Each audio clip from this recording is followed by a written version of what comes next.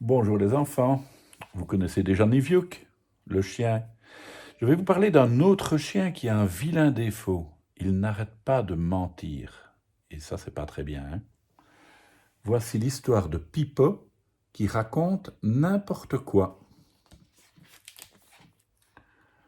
Un grand soleil se lève sur la jolie ville de Fleury-les-Moineaux. Dans sa chambre, Pipo le chien se prépare. Il est un peu nerveux, car il vient juste de changer d'école. Pourvu qu'il se fasse vite de nouveaux amis. En tout cas, avec mes baskets à scratch et ma casquette fluo, c'est sûr, c'est moi le plus beau. Pipo adore ses parents, mais il aurait préféré qu'ils travaillent dans un cirque, comme ceux de Bop le caniche. Parce qu'un papa vendeur au toutou marché et une maman gardienne à la banque des bulldogs, c'est beaucoup moins amusant. En vérité, depuis quelque temps, Pipo trouve que sa vie est trop banale. L'école, la sieste, les promenades, quel ennui! C'est pourquoi, assis au fond de la classe, il se met à rêver d'aventure.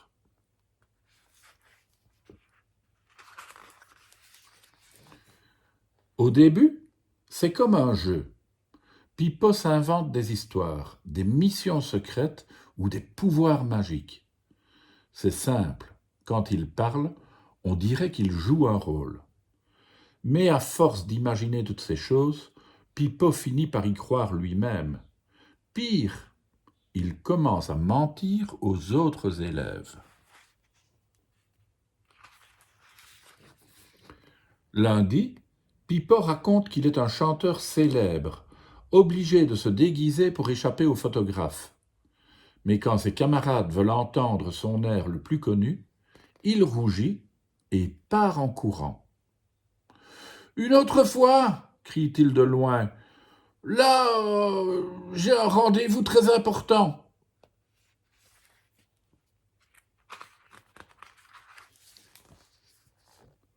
Mardi, Pipo prétend qu'il est un grand détective qui mène l'enquête sur un voleur de croquettes. Mais quand ses camarades lui proposent de l'aider, il bafouille et s'enfuit d'un air gêné.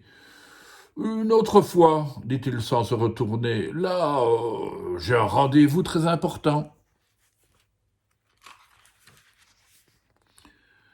Mercredi, Pipo assure qu'il est aussi riche qu'un roi, car il a découvert un coffre plein d'or. Mais à la sortie de l'école, lorsque ses camarades veulent aller voir son trésor, il s'excuse encore. « Une autre fois, marmonne-t-il, là, j'ai un rendez-vous très important. »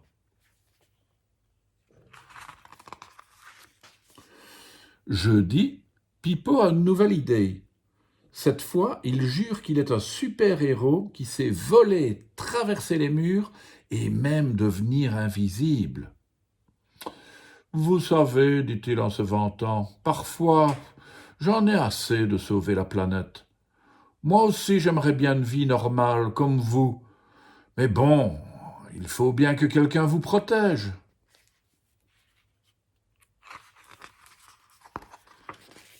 Hélas, Pipo est allé beaucoup trop loin dans ses mensonges. Plus personne ne croit ses histoires.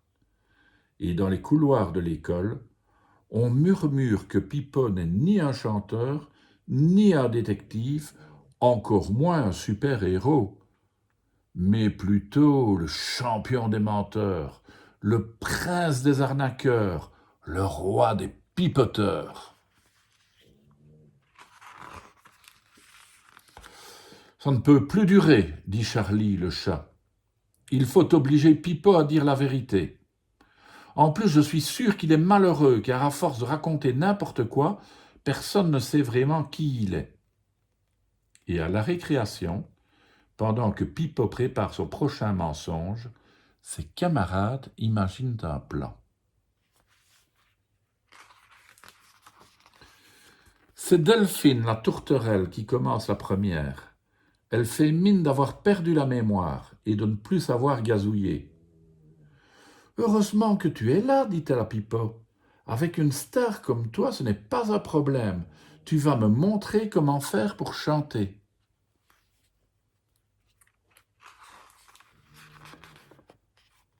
À présent, c'est au tour de Tim le lapin d'entrer dans le jeu. Il arrive en sautillant d'un air affolé. « Au secours! Mon frère Tom a été enlevé par le gang de chasseurs. » Puis, se tournant vers Pipo, il ajoute « Heureusement que tu es là.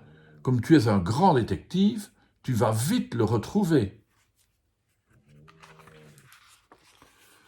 Pour finir, Charlie grimpe sur le toit de l'école et fait semblant de ne pas pouvoir redescendre.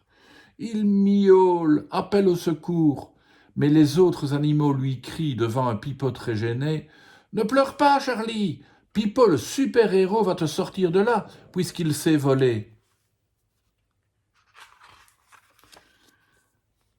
Pris au piège, Pipo éclate en sanglots. Le cœur gros, il avoue toute la vérité à ses amis. « Ce n'est pas vrai, pleurniche-t-il. Je n'ai aucun pouvoir. Ce sont des bêtises. J'ai menti pour qu'on m'aime, qu'on me trouve intéressant. Mais maintenant je me sens si bête. Comment faire pour vous aider ?» Ému par le chagrin de Pipo, ses camarades le consolent aussitôt. Puis, tout doucement, Delphine chante une chanson, Tom sort de sa cachette et Charlie descend du toit sans difficulté. Mais alors, s'étonne Pipo, tout ça, c'était pour m'obliger à dire la vérité ? Eh oui, répond Charlie en souriant, on t'a simplement joué un petit tour. Entouré par ses amis, Pipo est heureux.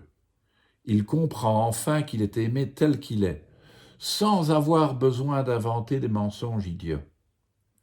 Mais le lundi suivant, un nouveau chien arrive à l'école. Il s'appelle Damien et prétend qu'il est un agent secret en mission spéciale. Aussitôt, tout le monde éclate de rire. « Eh bien quoi, s'étonne Damien, qu'est-ce que j'ai dit ?» Eh bien voilà Pipo, qui grâce à ses amis a appris que ce n'est pas bien de mentir. Il ne le fera plus, je pense. À demain les enfants.